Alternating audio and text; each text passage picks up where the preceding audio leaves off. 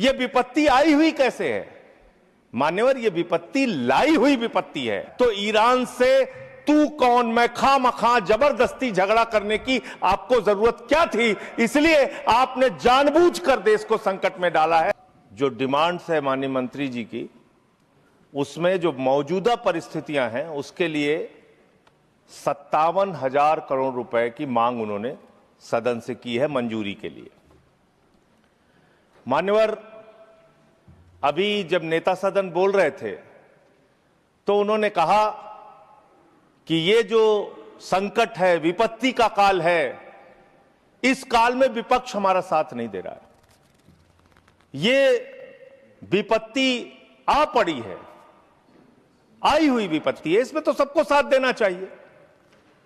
लेकिन मैं आपके माध्यम से सरकार से पूछना चाहता हूं, यह विपत्ति आई हुई कैसे है मान्यवर? यह विपत्ति लाई हुई विपत्ति है।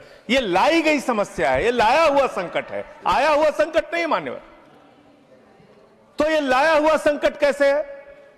देश की जनता को नहीं पता था मान्यवर, आपको भी नहीं पता था, हमको भी नहीं पता था, लेकिन आदरणीय प्रधानमंत्री जी को पता था, देश के विदेश मंत्री को पता था कि जो हार्मोज का समुद्री मार्ग है वहां से भारत की जरूरत का 60% कच्चा तेल आता है मान्यवर, और 50% भारत के जरूरत की गैस आती है, उसी रास्ते से आती है।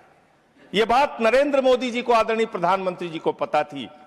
तो मैं आपके माध्यम से पूछना चाहता हूं कि जब वो हार्मोज का समुद्री मार्ग 60% से ज्यादा ईरान के रास्ते में आता है, ईरान के कब्जे में आता है, तो ईरान से तू कौन मैं खामखा जबरदस्ती झगड़ा करने की आपको जरूरत क्या थी? इसलिए आपने जानबूझकर देश को संकट में डाला है। यह संकट आया हुआ संकट नहीं है, यह लाया हुआ संकट है, और इस लाए हुए संकट के सबसे बड़े जो प्रायोजित किया है जिन्होंने संकट, उसका नाम है देश के प्रधानमंत्री आदरणीय नरेंद्र मोदी जी।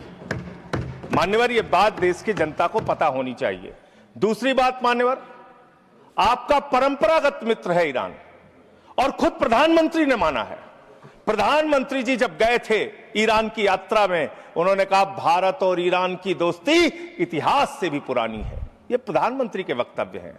उन्होंने खामेनेई जी को कुरान की पांडुलिपि भेंट की थी 7वीं शताब्दी की मान्यवर।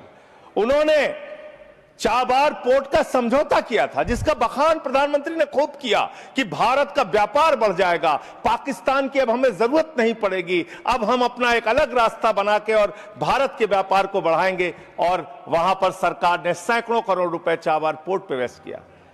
2019 तक भारत को ईरान से सस्ता तेल मिलता था, रुपए में तेल मिलता था, गैस मिलती थी, हमारा मित्रतापूर्ण संबंध था उनसे। लेकिन भारत के प्रधानमंत्री खामेनेई की मौत पे खामोश रहते हैं। 160 स्कूली बच्चे मार दिए जाते हैं, खामोश रहते हैं। और इतना ही नहीं मान्यवर, ईरानी नौसेना को हमने अपने युद्धाभ्यास में बुलाया, और जब वो नौसेना का जहाज वापस जा रहा था, 100 नौसैनिक मार दिए गए ईरान के, अमेरिका के द्वारा। प्रधानमंत्री खामोश। हमारे मेहमान मारे गए, एक शोक संवेदना के शब्द हमने नहीं बोले। तो ये संकट भारत के ऊपर आपने लाया है, ये आया हुआ संकट नहीं है, मैं फिर से स्पष्ट करना चाहता हूं। दूसरी बात मान्यवर, दूसरी बात, आपने जो तेल और जो ऐसे समय में 60 रुपए घरेलू गैस का दाम और 115 रुपए कमर्शियल सिलेंडर का दाम आपने बढ़ाने का काम किया। तो पूरे देश में एक हाहाकार की स्थिति है। इसको नियंत्रित करने के लिए झूठ बोलने के बजाय सच्चाई को स्वीकार कीजिए। और आज जो कहा गया कि हार्मोज समुद्री मार्ग खुल गया है, गलत जानकारी सदन को नहीं देनी चाहिए। हार्मोज समुद्री मार्ग से मात्र 2 जहाज आपके आए हैं, 22 जहाज अभी भी आपके रुके हैं। मैं शुभकामनाएं देता हूं कि आप वार्ता करके उस समस्या का समाधान कराइए।